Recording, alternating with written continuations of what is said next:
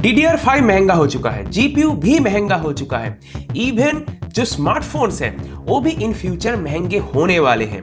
अब ऐसा लग रहा है कि पीसी बिल्ड करना ही लगभग इम्पॉसिबल हो चुका है 2026 में। पर सच क्या है? प्रॉब्लम यहाँ पर हार्डवेयर नहीं है, प्रॉब्लम है प्रॉपर टाइमिंग एंड स्ट्रेटजी। चलो मैं तुम्हें सीधा नंबर्स पे लेके जाता हूँ।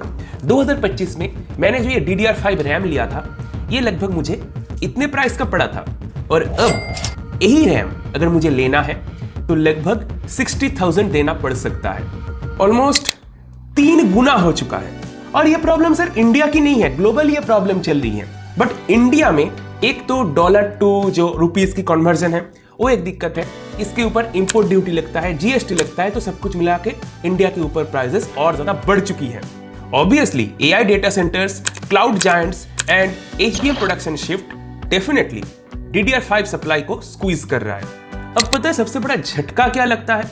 देखो DDR5 रैम महंगा तो हो चुका है, बट उसको अगर तुम परचेस करके गेमिंग पीसी बनाओगे तो गेमिंग परफॉर्मेंस में उतना बूस्ट तुम्हें मिलेगा नहीं।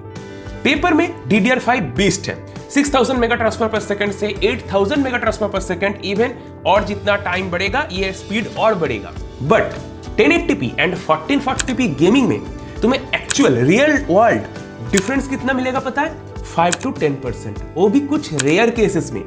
Most of the time DDR4 and DDR5 में तुम्हें कोई डिफरेंस पता चलेगा ही नहीं। और लोग क्या कर रहे हैं? DDR5 लेने के चक्कर में GPU को डाउनग्रेड कर रहे हैं। बट गेमिंग में सबसे ज्यादा FPS कौन निकालता है? Obviously GPU। तो 2026 का सबसे बड़ा मिस्टेक क्या है?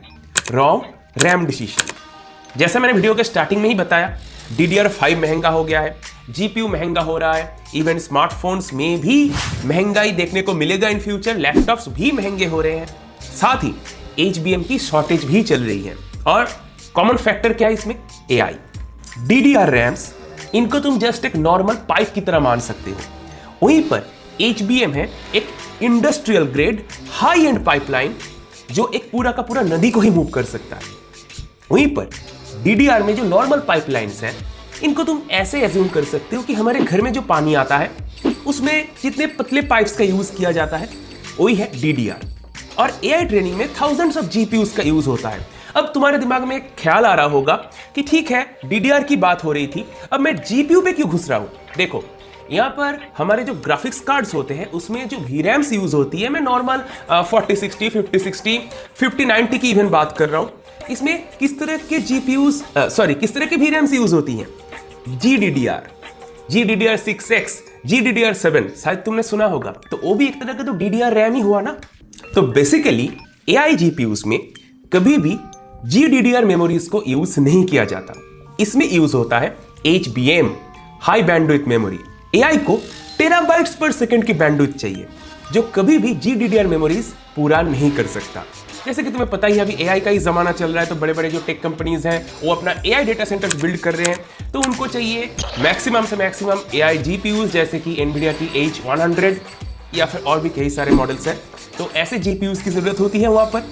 तो ऐसे GPUs की सप्लाई के लिए इसमें चाहिए ज्यादा से ज्यादा HBM, और जो कंपनीज DDR रैम्स को मैन्युफैक्चर करते हैं वही HBM भी बनाते हैं। और जैसे जरूरत है ज्यादा HBM की, तो ऑब्वियसली कंपनीज अपना जो फैक्ट्रीज की इंफ्रास्ट्रक्चर है वो स्विच कर रहे हैं HBM पे, ताकि उनको ज्यादा से ज्यादा प्रॉफिट हो।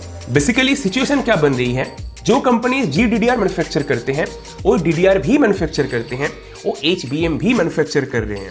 और माइक्रोन ने तो इवन ये भी अनाउंस कर दिया कि अब से वो DDR रैम्स को मैन्युफैक्चर करेंगे ही नहीं। पूरे तरीके से इन्होंने अपना इंफ्रास्ट्रक्चर HBM मेमोरीज को बनाने में स्विच कर दिया है। अगर तुम्हें यह समझना है कि HBM क्या है, क्यों हमारे नॉर्मल पीसी में HBM यूज नहीं होता, तो आई बटन पे जो वीडियो है इसको जाके देखना। अब अगर GDDR भी कम मैन्युफैक्चर होगा तो ऑब्वियसली GPUs की भी प्राइस बढ़ेगा, क्योंकि GPUs भी बिना GDDR के नहीं चलने वाला। 2020 में पेंडेमिक आया था, 2021-2022 में आया था माइनिंग बूम। अब 2026 में जो प्रॉब्लम है ये सीरियस है। AI मिड रेंज GPUs की जो प्राइसिंग है वो भी अब क्वाइटली इंक्रीज हो रही है। शायद तुमने नोटिस किया होगा जो 5070 Ti है वो अभी लगभग 1,30,000 का मिल रहा है, जो पहले लगभग 80,000 के अंदर मिल जाता था वहीं पर जो 5070 है वो पहले 70K के अंदर मिल जाता था, मैं नवंबर की बात कर रहा हूं, और आज की डेट में वो लगभग 80K टच कर चुका है, कुछ केसेस में 82K पे भी तुम्हें मिल रहा है। तो बेसिकली सिंपल फंडा यही है कि जो लेट करेगा वो ज्यादा पे करेगा। तो सॉल्यूशन क्या है? सॉल्यूशन बहुत ही सिंपल है, वैल्यू ओवर हाइप। हाइप किसका है? DDR5 का। तुम्हें किसके साथ जाना है? DDR4 के साथ। बट DDR4 भी अभी सस्ता नहीं है। अगर तुम्हारे पास अभी एग्जिस्टिंग DDR4 बिल्ड है और तुम सोच रहे हो अपने सिस्टम को अपग्रेड करने की, तो रैम अपग्रेड की तो कोई जरूरत ही नहीं है। तुम्हें अपग्रेड करना है सिंपली अपना ग्राफिक्स कार्ड, या फिर अगर जरूरत हो तो CPU। और अगर तुम्हें अभी 1 लाख के अंदर बिल्ड करना है तो AM4 प्लेटफॉर्म चूज करो, या फिर LGA 1700 सॉकेट चूज करो, साथ ही DDR4 रैम्स के साथ जाओ। स्मार्ट पीसी बिल्डर्स GPU पे इन्वेस्ट कर रहे हैं, ना कि रैम पे। हाँ, एक और इंपैक्ट आ सकता है, जो फोन ब्रांड्स हैं वो भी अपने डिवाइसेस के अंदर रैम को कम कर सकते हैं, 8 GB to 6 GB। Even 4 GB वाले मॉडल्स भी अब वापस आ सकता है, क्योंकि हमारे स्मार्टफोन्स में भी LPDDR रैम ही यूज होती है। और अगर तुम्हें हार्डवेयर महंगा लग रहा है तो मेरे रियल वर्कशॉप में जिस तरह के मैं कंप्यूटर यूज करता हूं उसमें मैंने किस तरीके से ऑप्टिमाइजेशन किया है, अगर ये तुम्हें देखना है तो आई बटन पे जो वीडियो है इस पे जाके देख सकते हो। अगर तुम अभी बिल्ड प्लान कर रहे हो तो करंट ट्रस्टेड लिंक्स मैं वीडियो का डिस्क्रिप्शन में दे दूंगा, तुम जाके चेकआउट कर सकते हो। क्या अभी करंट प्राइसिंग चल रही है वहीं से तुम्हें पता लग जाएगा। 2026 में पीसी मार्केट सच में बहुत ज्यादा अनस्टेबल है, और ऐसा लग रहा है कि इन फ्यूचर जो पीसी है, गेमिंग पीसी है, वही पूरी तरीके से खत्म हो जाएगा। पूरी तरीके से हम क्लाउड गेमिंग पे स्विच कर जाएंगे। पता नहीं क्या होने वाला है, सच में मैं भी थोड़ा सा टेंस्ड हूं क्या होने वाला है इन फ्यूचर इसको लेके। बाकी अगर तुम्हें अभी बिल्ड करना है तो पैनिक बिल्कुल भी मत करो, स्मार्ट बनो और अच्छे से सब कुछ देख के समझ के अपने नीड को समझ के ही परचेज करना। अदरवाइज कुछ महीने बाद तुम डेफिनेटली रिग्रेट करने वाले हो। अब तुम मुझे कमेंट करके बताओ तुम्हें DDR4 लेना है या फिर DDR5। अगर तुम्हें ये वीडियो पसंद आया है तो इस वीडियो को जरूर से लाइक करो, अपने दोस्तों के साथ शेयर करो। अगर मन में कोई सवाल है तो मुझसे कमेंट सेक्शन में जरूर से पूछ सकते हो।